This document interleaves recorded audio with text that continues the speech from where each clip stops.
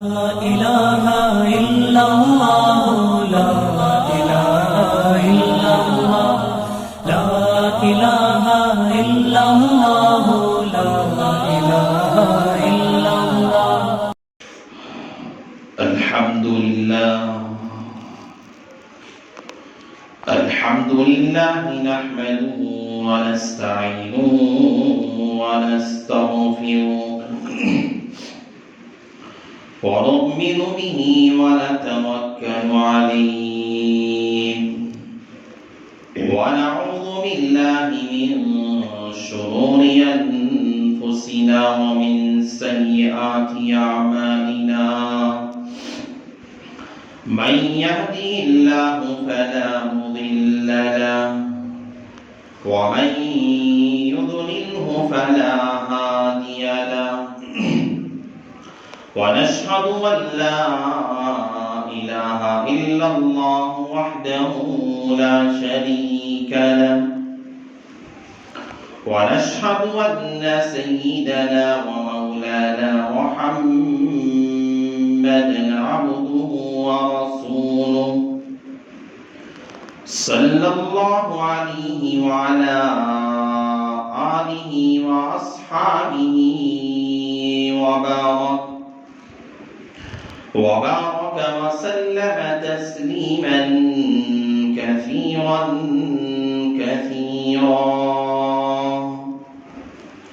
أما بعد فأعوذ بالله من الشيطان الرجيم بسم الله الرحمن الرحيم قل إن كنتم تحبون الله فاتبعوني يحببكم الله ويغفر لكم ذنوبكم والله غفور رحيم. وقال النبي صلى الله عليه وسلم من سره أن يحب الله ورسوله وليحب الله ورسوله وليصدق حديثه. وقال النبي صلى الله عليه وسلم الكذب ينقص الرزق أو كما قال النبي عليه الصلاة والسلام. رب اشرح لي صدري ويسر لي أمري واحلل عقدة من لساني يفقهوا قولي. اللهم صل على سيدنا مولانا محمد في أول كلامنا. اللهم صل على سيدنا مولانا محمد في أوسط كلامنا. اللهم صل على سيدنا مولانا محمد في آخر كلامنا.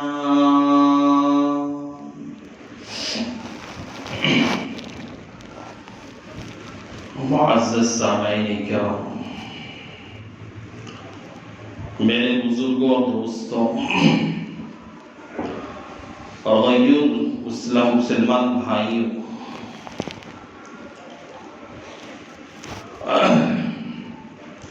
گزشتہ جمعہ میں نے آپ حضرات کے سامنے بہت ہی اہم موضوع پہ میں نے بات کی تھی. بات یہ چل رہی تھی کہ اللہ کی محبت اور اللہ کے رسول کی محبت اور اللہ کی رضامندی اور اللہ کے نبی علیہ الصلوۃ والسلام کی رضامندی کا پروانہ بندے کو کیسے ملا کرتا ہے. سب سے پہلا اور سب سے اہم سرٹیفکیٹ یہی ہے. کل قیامت کے دن بندے کے لیے بس نامہ اعمال یہ سرٹیفکیٹ مل گیا، یہ سند اگر اس سے مل گئی کہ فلاں بندے سے اس کا خدا بھی اس سے راضی ہے، اس کا نبی بھی اس سے راضی ہے، تو وہاں بندے کا نہ کوئی حساب و کتاب ہوگا، نہ اللہ کے یہاں اس بندے کے لیے کوئی سوال کیا جائے گا۔ اس لیے کہ دنیا میں بندے جو بھی عمل کرتا ہے، دنیا میں جو بھی کام بندہ کرتا ہے، انسان دنیا میں جو بھی نیک کام نیک عمل کرتا ہے، مقصود ہر بندے کا یہ ہوتا ہے کہ اس میرے عمل سے، اس میرے کام سے، میرے اس فعل سے، میری اس عبادت سے میرا حبیب مجھ سے راضی ہو جائے، میرا خدا مجھ سے راضی ہو جائے۔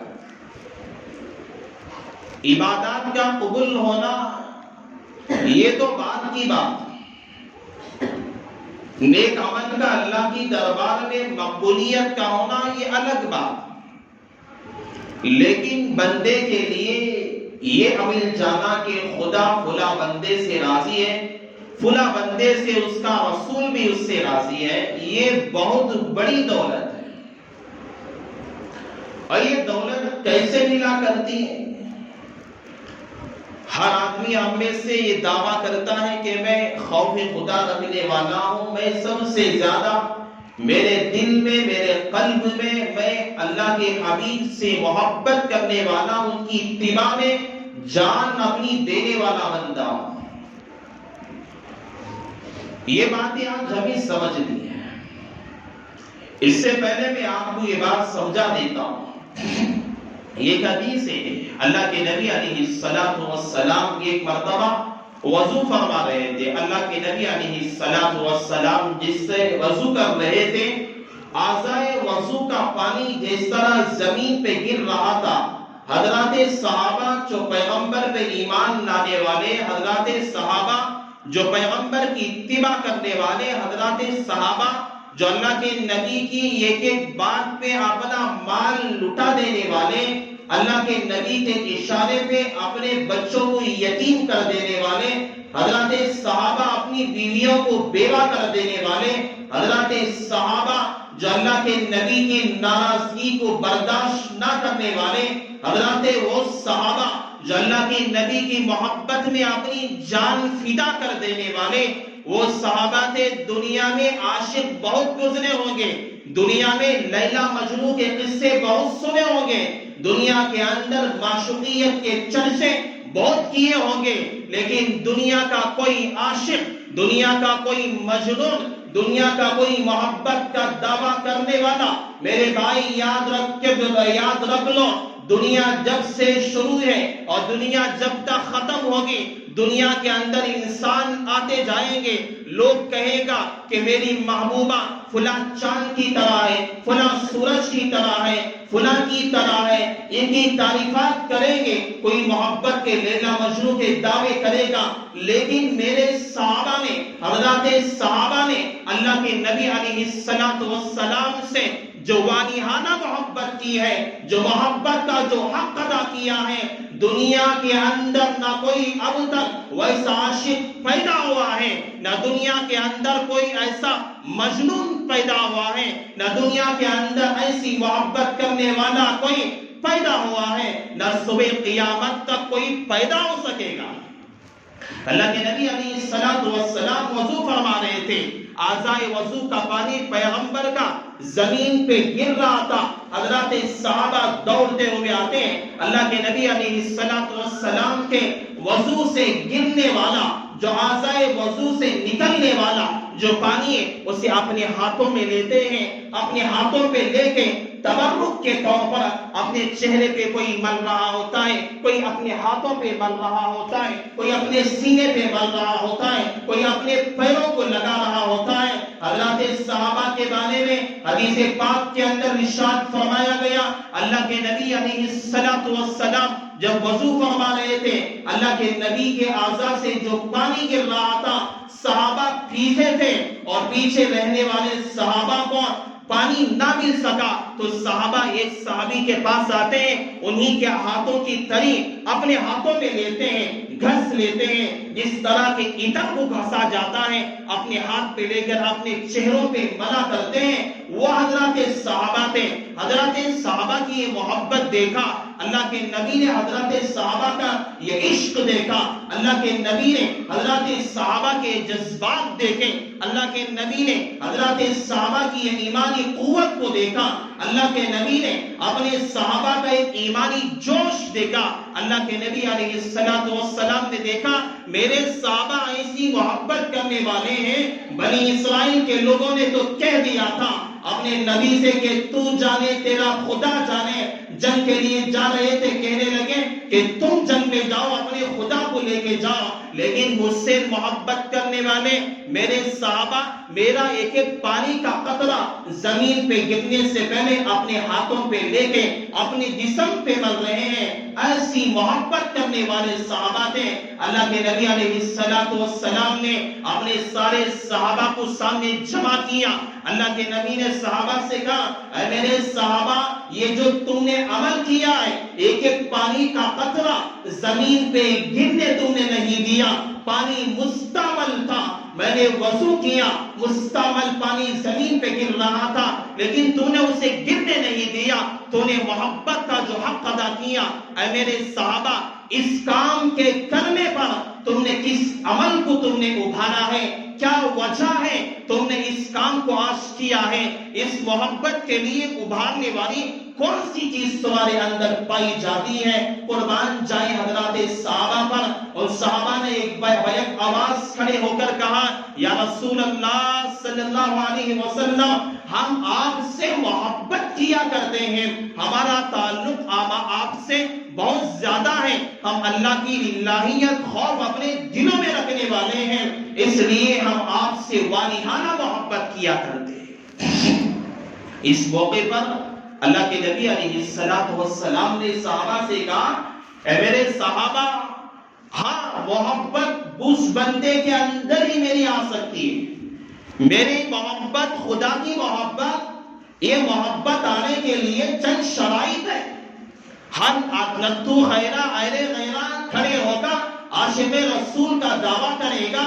ہر آدمی کہے گا میں الہیت اپنے دلوں میں رکھنے والا ہوں، ہر آدمی یہ کہے گا میں اللہ کی معرفت اپنے سینے کے اندر کوٹ کوٹ کے بھرنے والا انسان ہوں۔ اللہ کے نبی علیہ السلام نے کہا اے میرے صحابہ، اس کے لیے چند شرائط ہیں، اگر تمہارے اندر بھی یہ شرائط نہیں پائے جاتے ہیں تو وہ بندہ کا دل میری محبت سے اور اللہ کی محبت سے خالی پڑا ہوا ہے۔ وہ شرائط کیا ہے؟ اللہ کے نبی نے آخر وہ کیا وجوہات بیان کیے؟ اللہ کے نبی نے حضرات صحابہ ایسی محبت کرنے والے جو دنیا کے بڑے بڑے عاشق بھی ایسی محبت نہیں کر سکتے، ایسی محبت کرنے والے حضرات صحابہ سے اللہ کے نبی علیہ السلام نے کہا کہ اے میرے صحابہ، من اسرہ ان یحب اللہ ورسولہ، کوئی بندہ یہ چاہتا ہے کہ اللہ کی محبت اور اس کے رسول کی محبت اس کے ساتھ ہو جائے، وَأَن يُحِبَّهُ وَاللَّهُ وَرَسُولُهُ، یا یہ چاہتا ہے کہ اللہ کا رسول اور اللہ تعالیٰ بھی اس بندے سے محبت کرے، اس کے لیے چند کام کرنا بندے کے لیے ضروری ہوگا، چند امور اسے کرنا ضروری ہوگا۔ سب سے پہلا کام اللہ کے نبی علیہ السلام نے کہا کہ فَلْيُصَدِّقْ حَدِيثَهُ، کیا کہا اللہ کے نبی نے؟ سب سے پہلا کام، جب بھی بندہ بولے گا سچ بات کرے گا، جب بھی کہے گا حقانیت کا اعلان کرے گا، جب بھی بات کرے گا صداقت کا اعلان کرے گا، جب بھی زبان سے الفاظ نکالے گا غلط الفاظ نہیں نکالے گا، جب بھی بولے گا کبھی جھوٹ الفاظ نہیں کہے گا، جب بھی بات کرے گا سچائیت کے ساتھ کرے گا۔ اللہ کے نبی علیہ السلام نے حدیث پاک کے اندر فرمایا کہ جو بندہ جھوٹ بولنے کا عادی ہوتا ہے، جو بندہ اپنی زبان میں ہمیشہ جھوٹ بولنے کا عادی ہوتا ہے اس بندے کے اندر اللہ کا خوف نہیں آ سکتا، اور جب اللہ کا خوف بندے کے دل میں نہیں آتا ہے اللہ کی محبت نہیں دل میں آئے گی، اور جب اللہ کی محبت دل میں نہیں آیا کرتی ہے اللہ کے رسول کی محبت بھی دل میں نہیں آتی۔ یہ شرط اول چند شرائط ہیں، میں آپ کے سامنے اسے ذکر کروں گا، میں نہیں بلکہ اللہ کے نبی نے صحابہ سے کہا تھا۔ ہماری محبت کی بات نہیں ہے، ہماری محبت کے دعوے نہیں ہے، بلکہ اللہ کے نبی علیہ السلام نے حضرات صحابہ سے مخاطب ہو کے کہا تھا، اے میرے صحابہ تمہارے اندر بھی اگر یہ کوتاہیاں ہیں تو وہ صحیح طور پہ عاشق رسول اور خدا کا خوف رکھنے والا بندہ نہیں ہو سکتا۔ سب سے پہلے بندہ سچ بولنا چاہیے، ہمیشہ سچ بولنا چاہیے، کیونکہ جو بندہ جھوٹ بولتا ہے کبھی قیامت کی صبح تک اللہ والا بن نہیں سکتا۔ جو بندہ جھوٹ بولنے والا ہوتا ہے وہ کبھی نیک اعمال کرنے والا بندہ نہیں بن سکتا۔ جو بندہ جھوٹ بولنے کا عادی ہوتا ہے وہ بندہ کبھی صالح اور نیک نہیں بن سکتا۔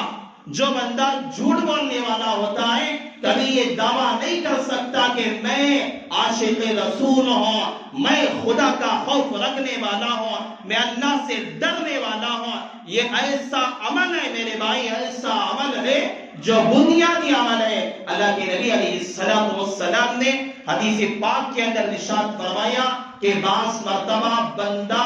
اس طرح سچ بولتے رہتا ہے، سچ بولتے رہتا ہے، باہر بھی سچ بولتا ہے، اندر بھی سچ بولتا ہے، اپنے جو ہے معاملات میں بھی سچائیت رہتی ہے، اپنے معاشرات میں بھی سچائی رہتی ہے، گھر میں بھی سچائی ہے، اپنے جو ہے بے و شراء کے مسائل ہیں، اپنے معاملات ہیں وہاں بھی سچائی کے ساتھ معاملہ کرتا ہے۔ اللہ کے نبی علیہ السلام نے فرمایا اللہ تعالیٰ اس بندے کا نام صدیقین کے نام میں لکھ دیتا ہے۔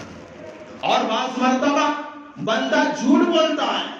جھوٹ جب بولتے رہتا ہے وہ جھوٹ کی دعوت دیتے رہتا ہے، ہر جگہ پہ جھوٹ چلتا رہتا ہے۔ اللہ کے نبی علیہ السلام نے کہا کہ اللہ تعالیٰ اس بندے کا نام کذابین، جھوٹوں کے فہرست پہ اللہ لکھ دیتا ہے۔ فرشتے جب اسے پکارتے ہیں، جب اس کے نامہ اعمال میں عمل لکھا کرتے ہیں، نام اس کا عبد الرشید ہوگا، عبداللہ ہوگا، لیکن فرشتے اسے کذاب کہتے ہیں، فرشتے اسے جھوٹا کہتے ہیں۔ فرشتے اس سے پکارتے ہیں یہ فلاں بندہ جھوٹا، اس کے اپنے نامہ اعمال کے اندر فلاں گناہ کا کام کیا ہے، اس گناہ کو لکھا جا رہا ہے، فرشتے کہیں گے۔ اور اللہ کے نبی علیہ السلام نے ارشاد فرمایا کہ بندہ جب جھوٹ بال اپنی زبان سے نکالتا ہے تو فرشتے 70,000 میل دوری پہ چلے جاتے ہیں، جو اس کی بدبو نکلا کرتی ہے منہ سے جھوٹ بولنے کی وجہ سے۔ یہ اتنی خطرناک بدبو ہے، اللہ کے نبی علیہ السلام نے کہا اتنی خطرناک بدبو نکلا کرتی ہے جھوٹ کے بولنے کی وجہ سے۔ ملائکہ اللہ نے جنہیں نور سے بنایا ہے، ملائکہ جو گناہ سے لا یعصون اللہ ما امرهم ويفعلون ما یؤمرون، جو گناہوں سے پاک ہوتے ہیں، یہ جھوٹ کے بولنے سے جو دو لفظ انسان کا کرتا ہے، یہ جھوٹ کے الفاظ کے بعد منہ سے جو بدبو نکلا کرتی ہے انسان اسے محسوس نہیں کرتا، فرشتے سے محسوس کیا کرتے ہیں، اور فرشتے 70,000 میل کے فاصلے پہ اس بندے سے دور بھاگ جاتے ہیں۔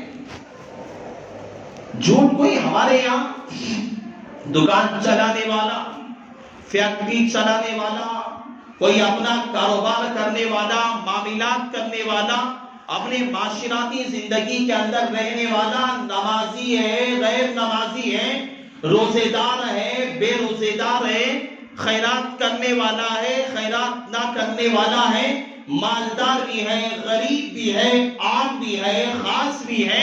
سب اس مسئلے کے اندر شریک ہیں، کوئی اس سے خالی نہیں ہے، کوئی اس سے جو ہے دور نہیں ہے۔ آدمی معاملات کرتا ہے، اس کے اندر اسے بغیر جھوٹ کے معاملات نہیں ہوتا۔ آدمی کوئی چیز بیچا کرتا ہے، کہتا ہے کہ حضرت بغیر جھوٹ بولے کیسے جو ہے میں بیچا کروں گا؟ بغیر جھوٹ کے تو کوئی کام ہوتا ہی نہیں دنیا کے اندر، بغیر جھوٹ کے تو کوئی مسئلہ دنیا میں حل ہوتا ہی نہیں۔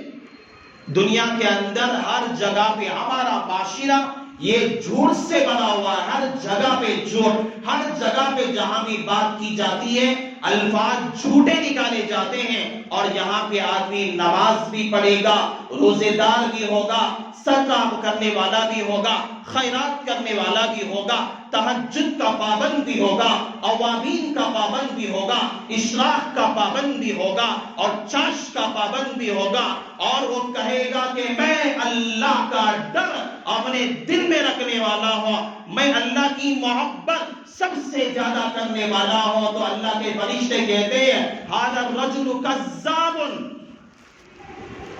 یہ آدمی جھوٹ بول رہا ہے، یہ آدمی جھوٹا ہے۔ دنیا والے نہیں کہتے، دنیا والے خاموش رہ جائیں گے، لیکن فرشتہ کہے گا، ملائکہ کہیں گے یہ بندہ جو بندہ اپنے دعویٰ کر رہا ہے، یہ بندہ اپنے دعوے کے اندر جھوٹا ہے، اپنی بات نہیں ہے۔ پیغمبر کے زمانے سے اندر کفار اور مشرکین دنیا میں آپ دیکھو، جب سے دنیا آباد ہوئی ہے اس سے لے کر جتنی قومیں دنیا میں آئی ہیں، جتنے پیغمبر دنیا میں آئی ہیں، چاہے ایمان والے ہو چاہے غیر ایمان والے، چاہے اللہ کی پرستش کرنے والے ہو چاہے بتوں کی عبادت کرنے والے ہو، چاہے گائے ماتا کا پیشاب پینے والے ہو، چاہے اللہ کے سامنے سجدہ کرنے والے ہو، چاہے جو ہے اپنے ستاروں کی پرستش کرنے والے ہو، چاہے جو بتوں کو اپنا خالق سمجھنے والے ہو، جتنے بھی دنیا کے اندر روئے زمین کے اندر روئے زمین پر جتنے بھی قومیں بسا کرتی ہیں اور جتنے بھی مذہب والے دنیا کے اندر رہتے ہیں، تمام مذاہب والے جھوٹ کو برا سمجھتے ہیں۔ کوئی مذہب والا، کوئی ہندو ہوگا، کوئی کرسچن ہوگا، کوئی جو بت پرست ہوگا، یہ نہیں اپنے مذہب میں کہے گا، یہ نہیں اپنے مسلک میں کہے گا کہ ہمارے مذہب میں تو جھوٹ بولنا جائز ہے۔ کوئی دنیا میں آپ صبح قیامت تک بھی آپ چھان کے دیکھ لیں گے، آپ دنیا کی ابتدا سے لے کر قیامت تک جتنی قومیں آئیں گی کہیں گے کہ ہر قوم کے اندر، ہر مذہب کے اندر جھوٹ بولنا یہ برا ہے۔ تو جھوٹ بولنے کا نقصان کیا ہے معلوم آپ کو؟ جھوٹ بولنے کا نقصان کیا ہے آپ جانتے ہیں؟ الکذب ینقص الرزق۔ آدمی صبح میں کاروبار میں گیا، جھوٹ بول کے کما رہا ہے، روزانہ ہزاروں کا بیپار، ہزاروں کی کمائی ہو رہی ہے، اور سمجھ رہا میں تو بڑا مالدار بنتے جا رہا ہوں، میں بہت بڑا کروڑپتی بنتے جا رہا ہوں، لیکن اس کے کاروبار کے اندر جھوٹ ہے، دھوکہ ہے، دغا ہے اور غداری ہے، اور جھوٹ بول کے کماتا ہے۔ اللہ کے نبی علیہ السلام نے کہا الکذب ینقص الرزق،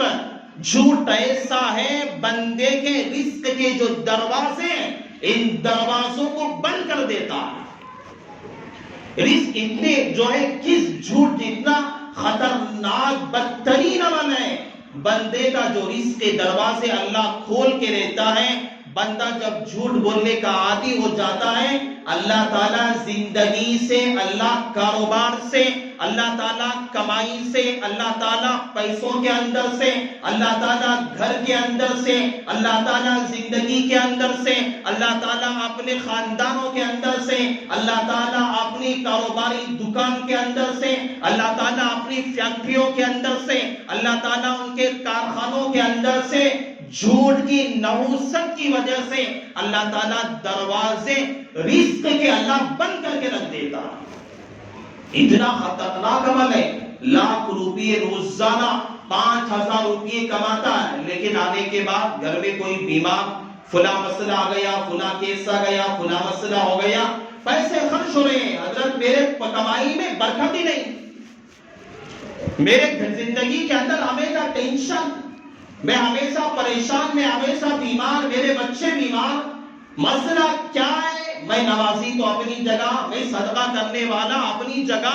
میں تہجد کا پابند اپنی جگہ، میں اشراق کا پابند اپنی جگہ، میں الہیت کے دعوے کرنا اپنی جگہ، لیکن جو جھوٹ کی نحوست ہے انسان کی زندگی میں ایسے پھیل جاتی ہے، ایسے پھیل جاتی ہے کہ انسان کی زندگی سے برکتیں ہی ختم ہو جاتی ہے۔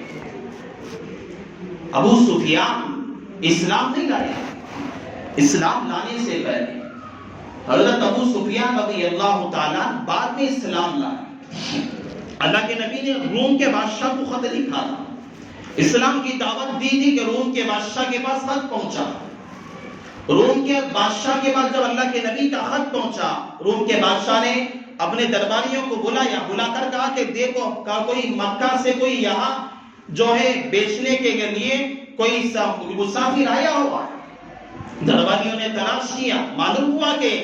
جو ابو سفیان ہے یہاں پہ آیا ہوا ہے۔ روم کے بادشاہ نے ابو سفیان کو طلب کیا۔ اس زمانے کے اندر ابو سفیان ابھی ایمان نہیں لائے تھے، ابو سبھی جو ہے اسلام کے اندر داخل نہیں ہوئے تھے، ابھی کفر کی حالت کے اندر تھے، شرک کی حالت کے اندر تھے، اللہ کے نبی کو قتل کرنے کی سازشیں کر رہے تھے، اللہ کے نبی کو دنیا سے مٹانے کی کوشش کر رہے تھے، اللہ کے نبی کے اسلام کو ختم کرنے کی کوششیں کی جا رہی تھی، اللہ کے نبی کے اوپر اوجھڑی کو ڈالا جا رہا تھا، اللہ کے نبی کے راستے میں کانٹے بچھائے جا رہے تھے، اللہ کے نبی کے چہرے پر کیچڑ اچھالا جا رہا تھا۔ یہ دور تھا اور اس زمانے کے کافروں میں ابو سفیان کا نمبر بھی سب سے اولین دشمنوں میں تھا۔ دشمن، کافر، اسلام کا باغی۔ روم کے بادشاہ نے بلایا، کہا کہ ابو سفیان مکہ کا رہنے والا ہے۔ ابو سفیان نے کہا جی بادشاہ سلامت، میں مکہ کا رہنے والا ہوں۔ کہا کہ یہ مکہ سے خط آیا ہوا ہے، یہ خط کے اندر لکھا ہو کہ فلاں محمد ہے، اس کا خاندان کون سا ہے؟ ابو سفیان نے کہا کہ یہ اچھے بڑے خاندان ہے، شریف خاندان میں پیدا ہوئے۔ روم کے بادشاہ نے کہا یہ بات بھی صحیح ہے، چلو دوسرا سوال۔ روم کے بادشاہ نے خط پڑھ کے دیکھا، کہا کہ یہ بتاؤ یہ جو محمد ہے اس کی اتباع کرنے والے مالدار ہیں یا غریب لوگ ہیں؟ ابو سفیان نے کہا کہ غریب لوگ اس کی اتباع کرتے ہیں۔ پھر اللہ کے نبی اس کے ابو سفیان سے روم کے بادشاہ نے تیسرا سوال کیا کہ ابو سفیان جو اس محمد سے کافروں کے ان کے مخالفین کے بارے میں جنگ ہوتی ہے، ان میں کون جیتا کرتا ہے؟ ابو سفیان کے الفاظ آپ تاریخ، آپ سیرت پڑھیں گے، آپ کو معلوم ہو جائے گا، پتہ چل جائے گا وقت کا کافر، وقت کا مشرک، وقت کا اسلام کا دشمن جو اللہ کے نبی کو قتل کرنے کے انتظار میں تھا، اسلام کو ختم کرنے کے انتظار میں تھا، وہ کہنے لگا کہ میں چاہ رہا تھا، میں کوشش کر رہا تھا، جو سوال روم کا بادشاہ کر رہا تھا اس کے بارے میں کوئی جھوٹ ملا کے کہو، لیکن کبھی میرا دل نہیں چاہا، مجھے موقع نہیں ملا کہ میں اس کے اندر کوئی جھوٹ الفاظ کہتا ہوں۔ یہ بات کس نے کہا؟ ایمان والا نہیں، کوئی کافر تھا، مشرک انسان اپنے کفر کی حالت کے اندر جو اسلام کا باغی تھا، اس حالت کے اندر اللہ کے نبی کو قتل کرنے کی کوششوں میں لگے ہوئے تھے۔ ان حالت کے اندر بھی، کفر کی حالت کے اندر بھی ابو سفیان نے کہا کہ میں نے لاکھ کوشش کریں کہ میں اللہ کے نبی کے بارے میں جھوٹ بار الفاظ کہہ سکوں، چاہ سکتے تو کہہ سکتے تھے، چاہتے تو اللہ کے نبی کے بارے میں جو سوال روم کے بادشاہ نے کیا تھا غلط بیان کر سکتے تھے، لیکن کہا کہ میرے بت پرستی کی دنیا، میرا بت پرستی کا مذہب مجھے جھوٹ بولنے کی اجازت نہیں دیتا۔ جب ایک بت پرستانہ مذہب جھوٹ بولنے کی اجازت نہیں دیتا ہے، آپ سوچ کے دیکھیں مذہب اسلام جو سب سے پاکیزہ مذہب ہے، ہمیں جھوٹ بولنے کی کیوں اجازت دے گا؟ کسی صورت میں بھی جھوٹ بولنے کی اجازت نہیں ہوگی۔ یہاں تک کہ اللہ کے نبی علیہ السلام نے ایسے مواقع بھی آئے اللہ کے نبی نے جہاں عمل کر کے بتایا کہ یہ ایسا عمل ہے انسان کی زندگی کا ایک نچوڑ ہے، انسان کی زندگی کا ایک اہم نچوڑ ہے۔ انسان کے اندر سچائیت رہے گی، صداقت رہے گی، انسان کا اعتبار ہوگا، زبان کا اعتبار کیا جائے گا، اللہ کے نبی کے نظروں میں بھی بندے کا مقام اونچا رہے گا، اللہ کے نزدیک بھی اس بندے کا مقام اونچا رہے گا۔ اللہ کی محبت ہم چاہتے ہیں، اللہ کے رسول کی ہم محبت چاہتے ہیں۔ اگر ہم یہ چاہتے ہیں کہ اللہ اور اللہ کا رسول مجھ سے محبت کریں، اللہ کی نظر میں میں قدردان بنوں، اللہ کی نظر میں میری شرافت رہے، اللہ کے رسول کی نگاہ میں میری قدر رہے، اللہ کے نبی میرا تذکرہ ملائکہ کی فہرست میں کرے، تو ہمیں سب سے پہلے سچ بولنا چاہیے۔ سب سے پہلے ہمیں سچ بولنا چاہیے، یہ سب سے اہم شرط ہے۔ اللہ کے نبی نے حدیث پاک کے اندر جو شرائط بیان کرے ہیں، فَلْيُصَدِّقْ حَدِيثًا، سب سے پہلے بندے کو ہمیشہ سچ بولنا چاہیے۔ اس میں ہمارے اکابرین کے کیا طریقہ تھا، ہمارے اکابرین نے کیا عمل کیا، ان کے کیا واقعات تھے، اللہ کے نبی علیہ السلام کے صحابہ نے اپنے ان نازک حالات کے اندر سچائیت کو اپنایا ہے۔ ان تمام باتوں کو انشاءاللہ میں آنے والی جمعہ میں آپ کے سامنے میں رکھوں گا۔ اللہ تعالیٰ نے جو باتیں اللہ نے آج مجھ سے کہلوائی ہے، اللہ تعالیٰ سب سے پہلے مجھے عمل کی توفیق عطا فرمائے۔ اللہ تعالیٰ تمام لوگوں کو بھی اللہ عمل صالح کی توفیق نصیب فرمائے۔ بس انہی کلمات پر اپنی بات کا اختتام کرتا ہوں۔ آمین وآخر الدعوانا ان الحمد للہ رب العالمین۔